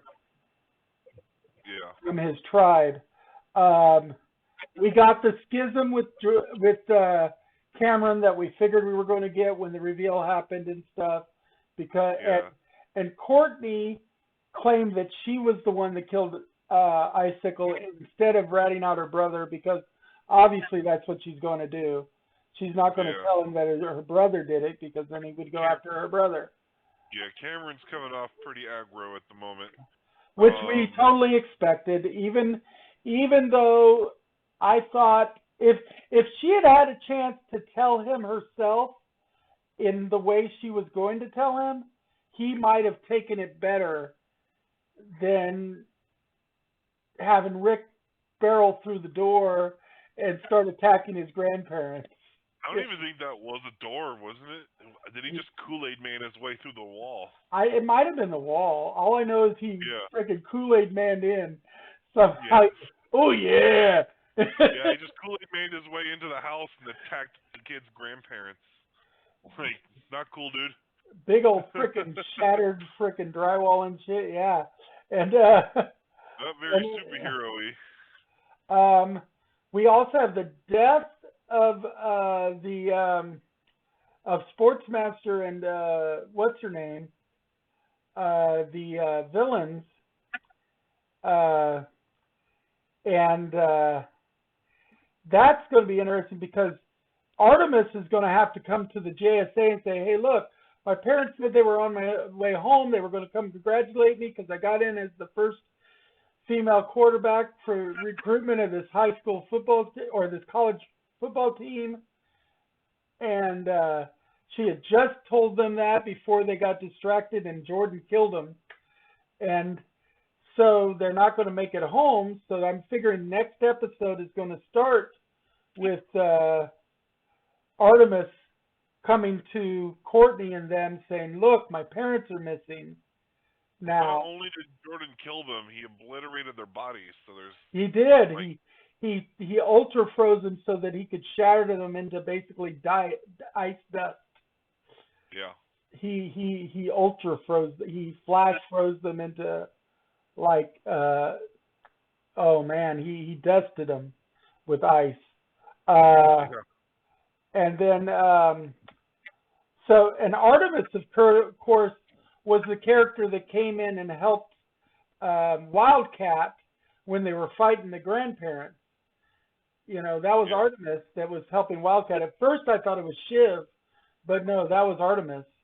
And so she finally is also being accepted by the JSA in some, well, they never said they accepted, but her coming into the rescue kind of helped, I think, in acceptance. But she was not called to the meeting when they were talking about taking on Ultra Humanite, and they could not get a hold of Shiv, obviously, and they could not get a hold of Rick, so Rick disappeared.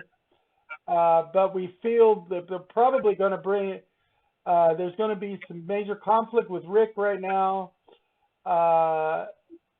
If they're going to try to close out everything this season, they're going to need to, do this final end battle with the Ultra Humanite and call in all the stops, which means I could see the Knight coming back, the janitor. Oh, yeah, the janitor. I forgot about him. Yeah, everybody forgets about him, but he could possibly be called back. I could see Jade and her brother being called back with Eclipso for the final episode. Eclipso? Well, not Eclipso. I meant Shade. Okay. Jade. I don't know why I said. What world is Eclipso going to help? No, not Eclipso. Shade and Jade and her brother. And her brother. Yeah, they will probably be called back for the final episode. I'm assuming. Wait, Green Lantern is in the show? Okay. Yeah. Occasionally. How is she not solving all of the problems? Well, no, she's only been in handful episodes. 3 episodes. She was in because what happened is 3 or 4 episodes because she's the daughter of Alan Scott. And she's inherited. Oh, so it's not like the Green Lantern. No, she's inherited the Green Lantern energy in her body. She doesn't even need a ring. So one where she's allergic to wood. Well, that was the Green Lantern. Yeah, the Alan Scott Green Lantern is the one that's allergic to wood, right? They never pointed that out on the JSA though, so. I don't think that's come up on the show, but no, it hasn't. But it is supposed to be that version of the Lantern because it's supposed to be Alan Scott. Because she's supposed to be the daughter of the Silver Age. In this show, anyway, Alan Scott has 2 kids. The daughter, which I know the daughter from the comics, because in the comics, Jade. She does become a regular Green Lantern and dates, I think, Hal Jordan, and goes off to the Corps. But that's not the case here. She's just like taking on her father's power. And then she has a brother who I think is a little older than her, and he has shadow powers. Right. Where she has the power of the green light, he has the power of the shadow, which means his powers are conflicting with Shade's because they both have shadow magic. And because he's linked to his sister, her light magic is corrupting his shadow magic, which is screwing up Shade's magic. Well, I don't think that corrupting problem has been solved. That was solved Yeah, a couple at episodes the ago. at the end of the Infinity Part 2, yeah, Yeah. that was solved, and they went off to New York last we saw them. But I think they're going to get called back. Yeah, I mean, with the Shade, they could just teleport in and Mhm. instantaneously if they needed to. Yeah, or with her brother, because her brother has similar power set. Yeah, if he learns how to teleport, then Yeah, he has the same powers. Once if he they learns could how learn to to travel the Shadowland just like the Shade does, then they could instantaneously transport through the Shadowland. We saw Pat working on Stripe, so we know that the robot is, of course, going to be featured. It's going to be interesting to see the final battle with Courtney and Starman both there, because only one of them can use the staff at any given time. So how are they going to share the power of the staff in the final battle? Obviously, Courtney's going to be the main battler because it's Stargirl's series, not Starman. But Right. it's going to be interesting to see how they do that. Yeah. And to see what other things they pull out for stops at the end. Because I figure Artemis is going to be in the last battle if she doesn't die beforehand, trying to avenge her parents. You Her know, parents are obviously not going to be. you just made me think of something. When's the last time she suited up as Stargirl? Like, when was the last time she wielded It's been since before Infinity Part 1. Yeah, she's been herself for a while, doing things without the staff. Because she's been letting Pemberton have the staff most of the time. Yeah. When she does have it, it's been Not off even camera. Stargirl, it's just regular girl. Yeah. Well, yeah. The few The girl things who's that the she's star of done, the show. the few things she's done as Stargirl have been done off camera. They've said that she's done things, but we've not seen it, and so we've not seen her in costume. I think we've Stargirl. seen more of Starman than we've seen of Stargirl this season. Yes. It sounds like, if I might interject, it does sound like this has transformed more into a collaborative show rather than a Stargirl show. It's more the JSA show, the Justice Society, the new Justice Society show. Yeah. The Infinity Inc. episodes were, in a way, a spin-off. Could have been a backdoor pilot if it wasn't for the fact that the CW is killing off the Arrowverse. If they were able to sink some more money into the Arrowverse, I could see Infinity Inc. starting as another spin-off. I am so ready for that. It certainly felt like a backdoor pilot. It did. Backdoor pilot. Mhm. Yeah. I mean, it was even named like a backdoor pilot because it was named Infinity Inc. Just like when the Doom Patrol pilot for Doom Patrol in Titans was named Doom Patrol. Yeah. And then backdoor pilot. So two things. First thing, it's very interesting to me. I've never been on the backside of this, even though I know the characters that you're talking about from the comics. I do know them, at least most of them. It's very interesting hearing all of these things, and they just sound crazy. Like crazy. Like Mr. I would see you guys Bones talk and... about the plot points that are happening, not the people, but the plot points as they're happening. And like, if you were to watch the first two seasons of The Flash, you would understand how they got to all of that, right?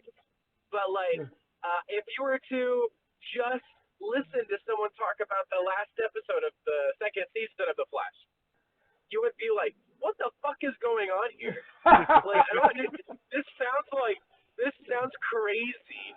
Like, that's how I'm like, oh my god, now I get it. Now I get how other people listen to nerds. Dude, to be fair, like season 7 of The Flash, the whole time I'm watching that season, I was like, what the fuck is going on? is a fever dream. I'm not But sure you if that gotta- was season 6 or season 7. One of those. You two got to seasons. admit, Berlanti puts together a good show. I personally think Greg Berlanti's production company does a good show, and he gets good showrunners. The second part of my statement was I don't like the CW's TV TV superhero shit anymore. Like I think it's just been too overly saturated, and it all feels the same. I tried. I sat down on the HBO app, HBO Max, and I tried to watch what was it? I tried to watch Batgirl, and I just was like, admittedly, this is too dramatic. Batgirl was one. Lurch didn't get big into Batgirl either, but it like Doom Patrol was a breath of fresh air from something I wasn't used to. And then I watched Teen Titans, and I'm like, why does everything have to be a drama? Like why does everything have to be a personal? But why does it's not only that, but it feels like the balance between what's more important, the personal and the world stakes, is constantly askew because like the characters are constantly making personal decisions or world stake decisions. Well, that's the thing though, because in TV, serialized TV, they have to make the personal elements a little bit more upfront. Listen. Okay, I've watched enough Disney Plus shows to know that you do not have to make every possible episode filled with stress and drama. Like it does not have to be pointed drama that feels the same because I was watching what is it?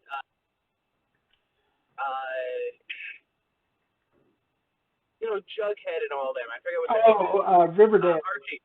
Yeah, Riverdale. I was watching Riverdale. I watched the whole thing of Riverdale because Seth is really into it.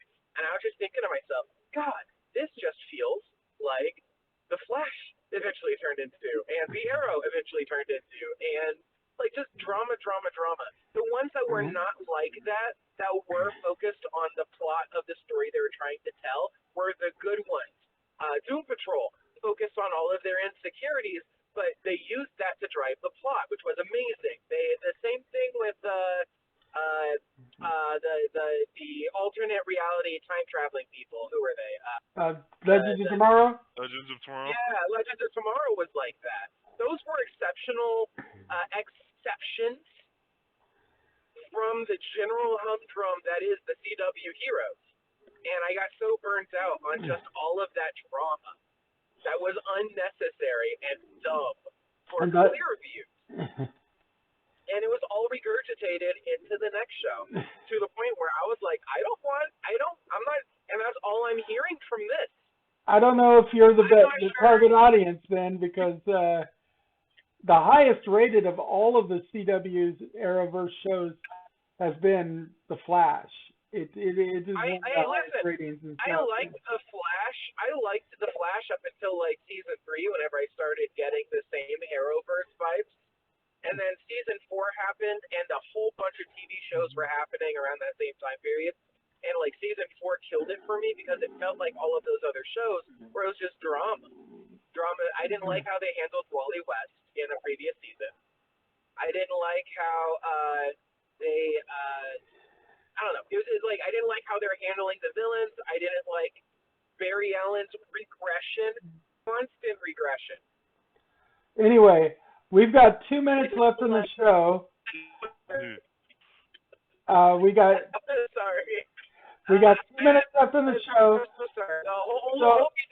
The whole reason why I was bringing up the point was like I was hoping for the CW to end and us enter a new age of TV shows, the new canon.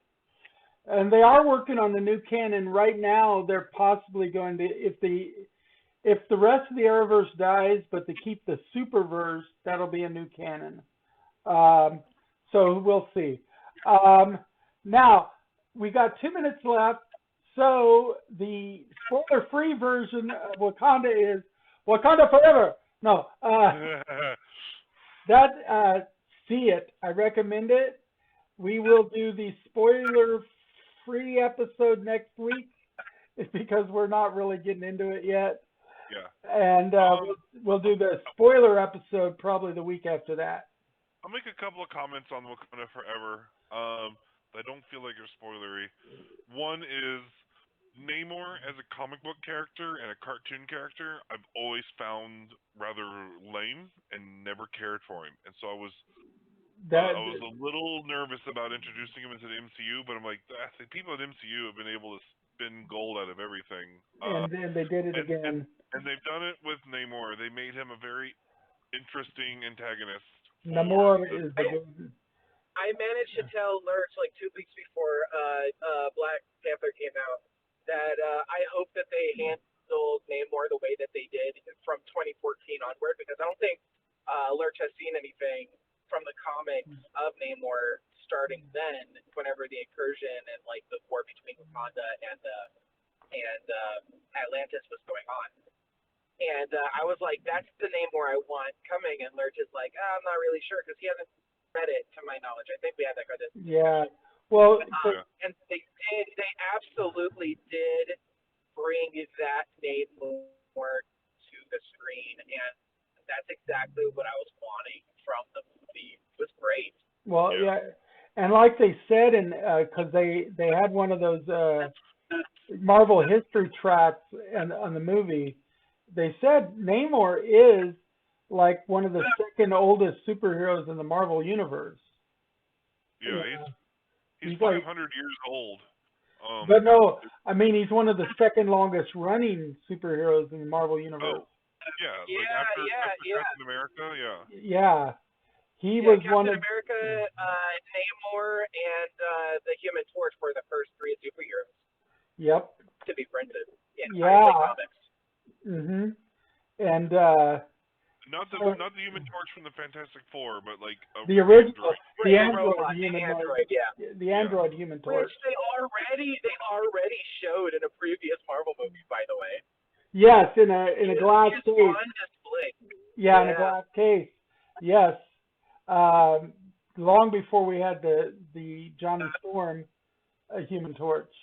But which we're calling him Namor, but the movie version is Namor. Namor. I fucking love. Namor. Yeah. And it's Talokan instead of Atlantis. Yeah, Kukulkan. It's Kukulkan. And Talokan is the name of the underwater city. Which that's not a surprise because they showed that in the trailer, so I don't feel like that's a spoiler. But what is not a spoiler, but an interesting fact is we have the same heritage. I'm actually directly descended from Mayans. You can tell it on my tree. Yeah, a lot of people have been misquoting and saying it was based on the Aztecs, but it's actually more based on the Mayan culture. Although the Aztecs, Mayans, and the Incans are all kind of part of it, but the Mayans were the primary focus.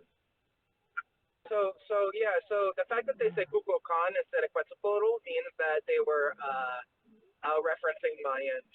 Legend. Right? Because Quetzalcoatl is the Aztec, right? And the Incans also use the plumed serpent, and the Incans use a word that's very similar to Quetzalcoatl, but I can't pronounce it.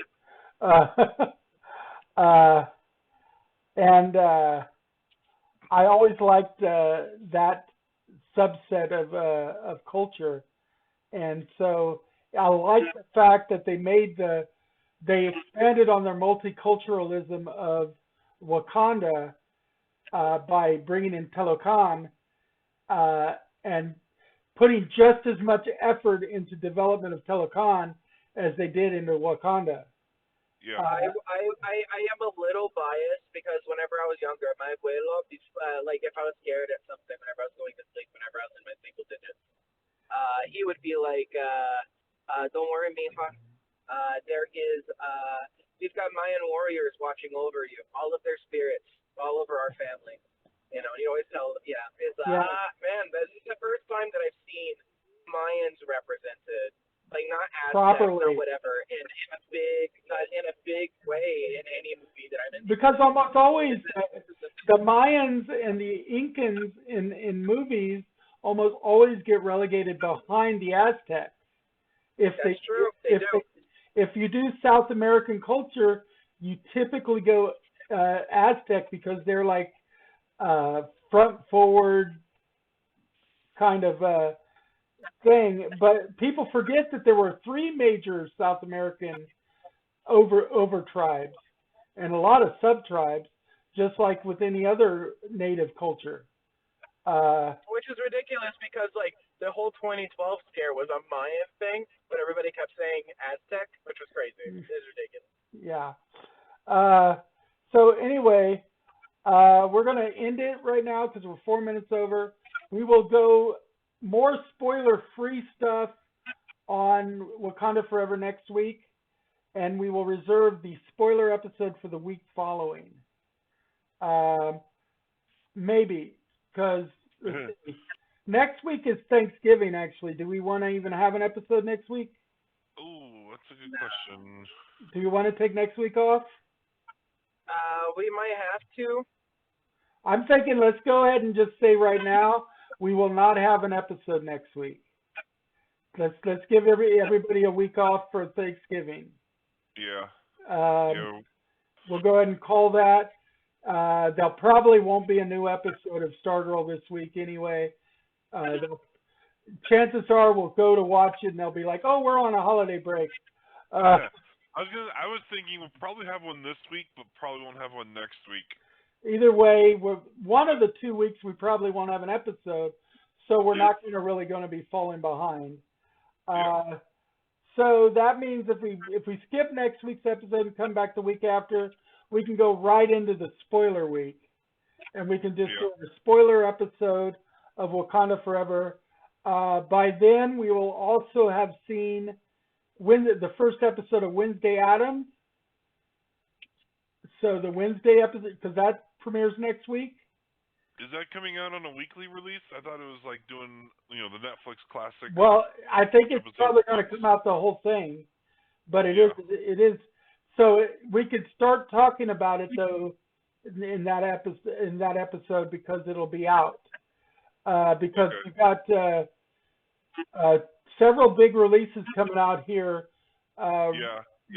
Real quick. We should probably only commit to one episode of Wednesday 13. Wow, I'm thinking of a band of Wednesday for that day because I do have a lot. Like I'm trying to get through God of War Ragnarok, and we got the holidays and everything else. So I don't know if I'm going to be able to binge.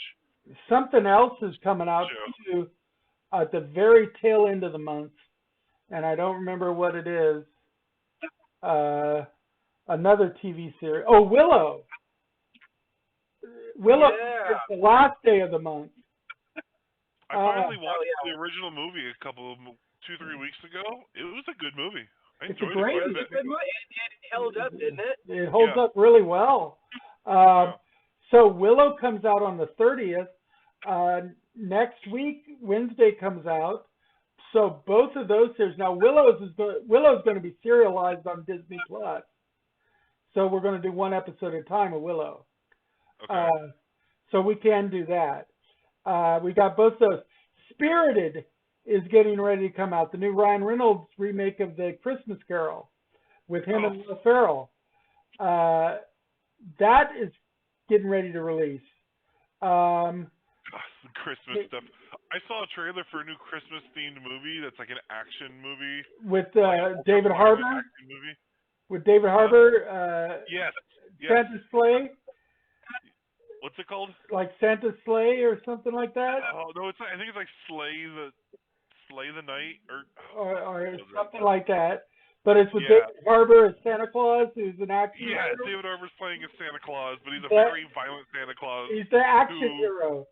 It's an action movie. Like, have you heard of this, Angel? I haven't, actually. It looks so there's like this really wealthy family, and like some robbers come in, so it's like kind of like they get kidnapped or whatever, Nakatomi Plaza Die Hard kind of shit, only with Santa Claus as McClane.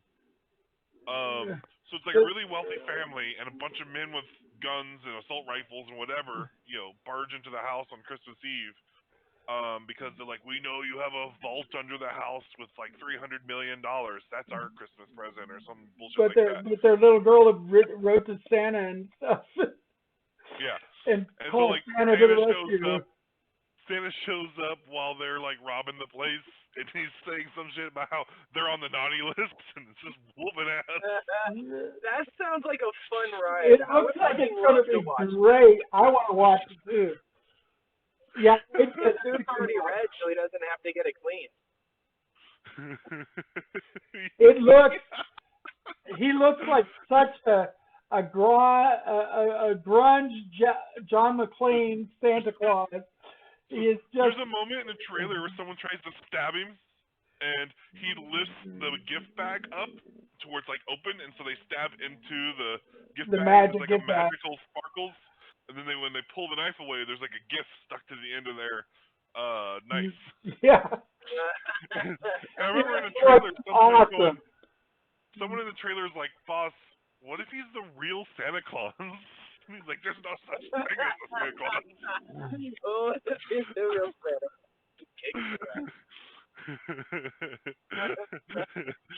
But like, what if Santa Claus and Krampus were the same person? And that's the movie you're gonna see. They've actually done that before. Violent Night is called. Violent Night. Yeah, that's Violent the movie. Night. That looks like it's gonna be fun as fuck. I am so looking forward to that. You know, the entire movie. That entire movie was created from the premise of someone being like, Violent Night. Oh my god. We're gonna make this movie. And you know that once it comes out on streaming, we will talk about that movie here for sure. Hey, is it a theater movie? I think it's coming directly to stream. Let me double check that.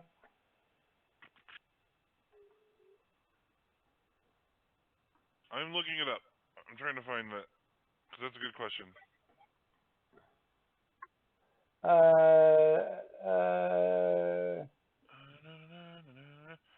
See, it's being made by Universal Pictures.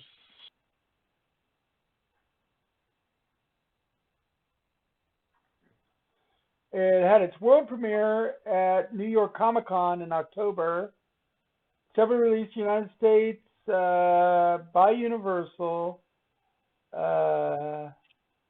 Yeah, it being made by, like, being a feature-length film made by Universal makes me think it's going to be it. Yeah, I think it's going to be in theaters. I'll check, I'll watch that. Fuck it. Yeah, I'm thinking it's going to theaters. That's one, though, that I would go to the theater to watch. Take the US 60 West, US 65, business exit.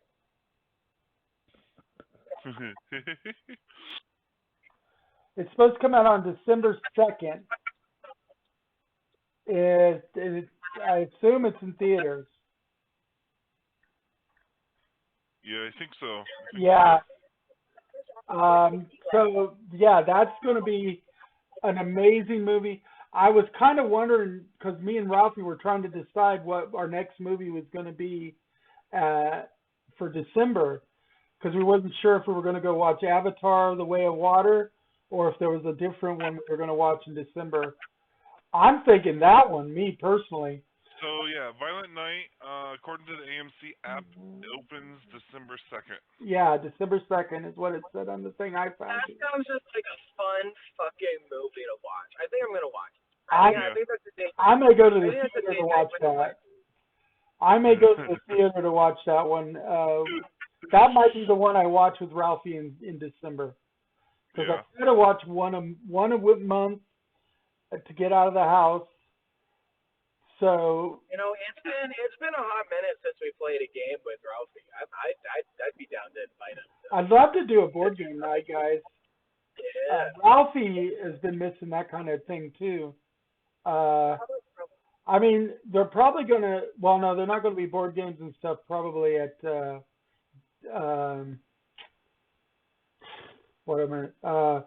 thank you party. But Geekmas is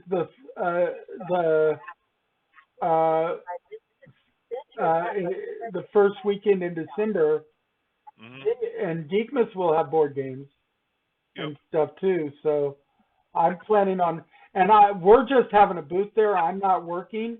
Allison's working, but we'll have our booth, which means I'm free to play all that weekend. Other than when I watch the booth for Allison. So I would love to sit down and play some maybe a one-shot D&D game, or get together and play a good board game. Sure. What I'm trying to do right now is like build and test a small amount of one shots that will hopefully last for 4 hours. I would love to play in a one-shot with you. I would love to see what your DMing style is like.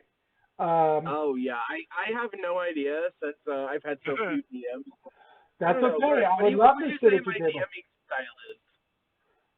I don't know how to describe DMing styles because I haven't had a lot of different DMs. You Yeah, know?